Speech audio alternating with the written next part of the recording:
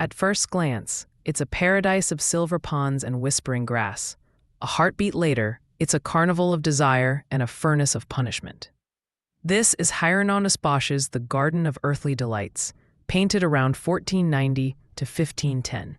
An oil on oak triptych now in Madrid's Prado Museum.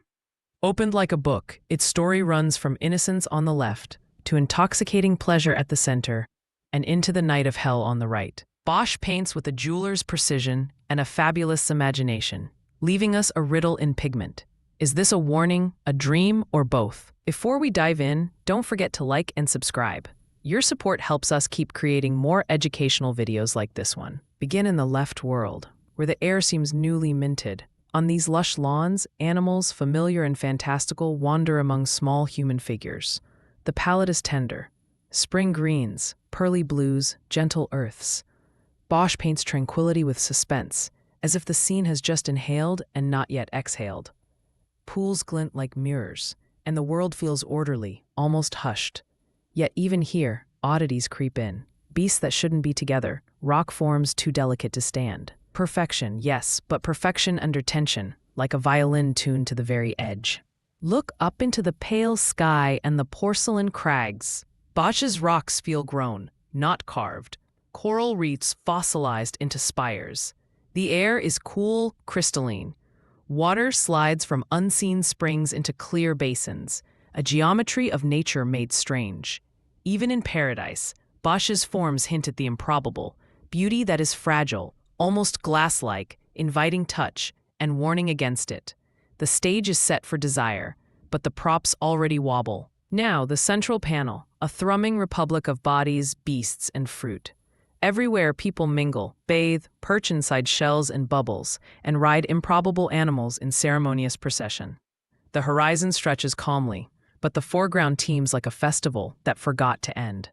Overgrown strawberries and lustrous berries become emblems, sweet, fleeting, irresistible. There's laughter in the paint, but also a riddle. Are these scenes a celebration of earthly joy, or a catalog of distractions? Bosch doesn't tell us. He lets the eye drink deeply and the mind do the reckoning. Move closer to the ground. Here, pleasure is tactile. Oversized fruit turns into furniture, vehicles, and makeshift shelters. Figures lean, climb, taste, and share. Birds and hybrid creatures join the revels. Flesh is painted with delicate, cool lights.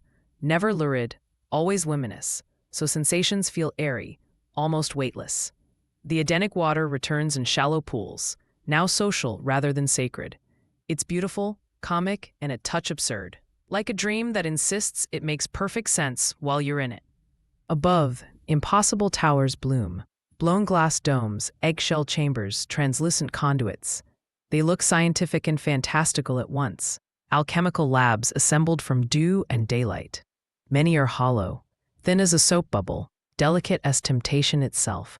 The message is felt more than stated. Pleasures can be radiant and brittle. One gust and a world shatters. Drift rightward and the light cools. The architecture grows stranger, the play more frenetic. Figures keep moving, but a twinge of unease enters the rhythm. Contraptions that seem to use the body rather than serve it.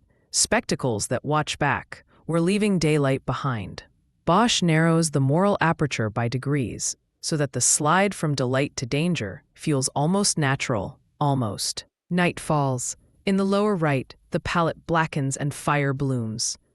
Bodies twist under the authority of grotesques and machine-like monsters. Everything that was playful in the center curdles into instrument and punishment. Blades, cages, grinding wheels, an architecture of consequence. Flames lick at broken buildings. Reflections slick the ground like oil. The silence of Eden is gone. The music of pleasure distorted into a cold, metallic clatter. Bosch's brush becomes forensic, sharp, unflinching, as if to say, this too is part of the bargain. Above, a bruised sky hangs over ominous structures. The horizon is a sawtooth of ruin, punctured by fire and shadow. It feels like a city that forgot the sun. In Bosch's cosmos, darkness isn't a void. It's busy, organized, relentless. So what is the Garden of Earthly Delights? A sermon in images? A dream journal? A mirror for our appetites? Bosch never pins it down, and that's the genius. The triptych reads like a moral engine, yes, but also like a meditation on choice, how beauty beckons, how time hurries us along, how consequences gather at the margins until they are the only scenery left. 5 centuries on, the painting still feels contemporary because our questions haven't changed. What do we do with the gifts we're given? How carefully do we hold them? Bosch leaves the garden's gate open and lets us decide which path we walk.